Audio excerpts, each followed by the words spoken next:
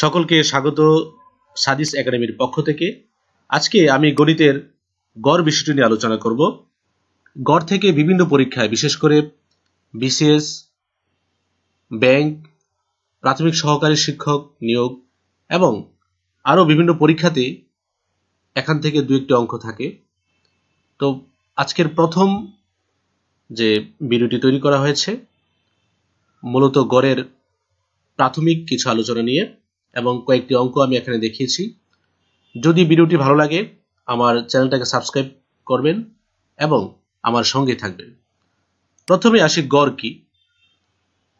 গড় কিছু রাশির সমষ্টিকে উক্ত রাশিগুলোর মোট সংখ্যা দ্বারা ভাগ করলে যে ভাগফল পাওয়া যায় তাকে ওই রাশিগুলোর গড় বলে।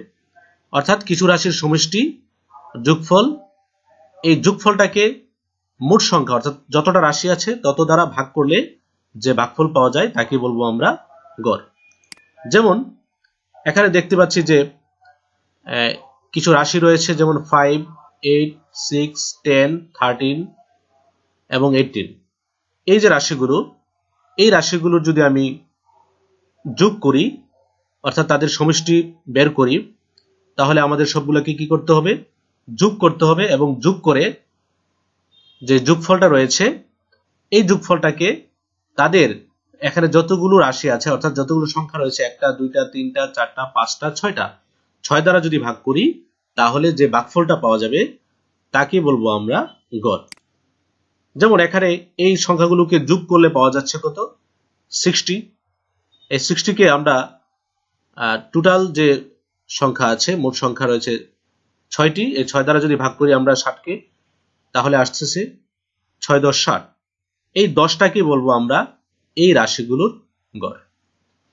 আমরা আরেকটা অঙ্ক দেখি যে 3টি রাশি x, y এবং z হলে তাদের গড় কত? অর্থাৎ 3টা রাশি এখানে x, y, z দেওয়া হয়েছে, তাদের গড় বের করতে হবে। তাহলে গড় বের করতে পারি আমরা এইভাবে, এখানে যে রাশি 3টা আছে x এবং y এবং z, তিনটাকে আমরা যোগ করব, তাহলে লিখবো আমরা x plus y plus z। তাহলে আমরা লিখি x plus y plus z এবং এখানে রাশি আছে 3টা, 1টা 2টা 3টা। তাহলে যেহেতু আমাদের গড় বের করতে হবে, সুতরাং আমাদেরকে যতটা সংখ্যা আছে, যতটা অর্থাৎ এখানে রাশি 3টা আছে, 3 দ্বারাই আমাদের কি করতে হবে? ভাগ করতে হবে। তাহলে আমরা লিখতে পারি x plus y plus z divided by 3। তাহলে এই x y z এর গড় হলো এই যে আমরা যা পেয়েছি তা, অর্থাৎ x plus y plus z divided by 3। এবার আমরা আরেকটি অঙ্ক আসি। এই অঙ্কটা প্রাথমিক সহকারী শিক্ষক নিয়োগ পরীক্ষা 2015 সালে এসেছিল। অঙ্কটা ছিল এরকম যে 4, 6, 7 এবং x এর গড় মান 5.5 হলে x এর মান কত? অর্থাৎ এখানে 4, 6, 7 এবং x, এখানে 4টা ডিজিট দেওয়া আছে, অঙ্ক দেওয়া আছে 4, 6, 7 এবং x, তার 4টা রাশি এবং তাদের গড় মান বলা হচ্ছে 5.5 হলে x এর মান কত? এখানে 3টা মান দেওয়া আছে কিন্তু x এর মানটা নেই, 3টা রাশি দেওয়া আছে কিন্তু এখানে x এর কোনো মান নেই। তাহলে x এর মান কত হলে যে তাদের গড় মানটা 5.5 হবে, অর্থাৎ x এর মান কত হলে আমাদের গড় মানটা আমরা এত পাবো? তাহলে আমরা লিখতে পারি যে গড় মান দেওয়া আছে এই গড় মান থেকে আমরা কি বের করতে পারি? সমষ্টি বের করতে পারি।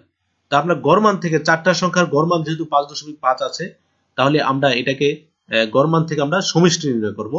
গড় মান থেকে সমষ্টি নির্ণয় করতে হয় সংখ্যা দ্বারা গুণ করে।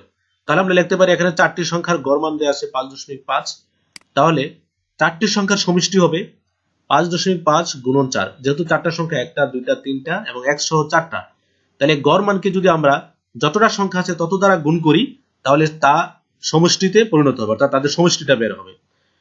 আমরা 5.5কে যদি 4 দ্বারা গুণ করি তাহলে আমাদের সমষ্টি আসবে 22। তাহলে আমরা বুঝতে পারলাম যে এখানে যে 4টা রাশি আছে 4, 6, 7 এবং x, তাদের সমষ্টি হলো 22। কিন্তু এখানে 3টা মাত্র রাশি দেয়া আছে, তাদের যাদের মান আছে, কিন্তু x এর কোনো মান দেয়া নেই। তাহলে x এর মানটা কত হলে তাদের গড় মানটা এত হবে? শুধু আমাদের টোটাল মান পেয়ে গেছি কিন্তু আমরা 22। তো আমরা চিন্তা করব যে এই 3টার সমষ্টি কত? 3টার সমষ্টি আর 4টার যে সমষ্টি পাইলাম 22, এই 4টার সমষ্টি থেকে 3টার সমষ্টি যদি আমরা বাদ দেই তাহলে আমাদের যে চতুর্থ সংখ্যাটি আছে, চতুর্থ যে ক্রিয়াটা এক্সটা, এক্স এর মানটা বের হয়ে যাবে।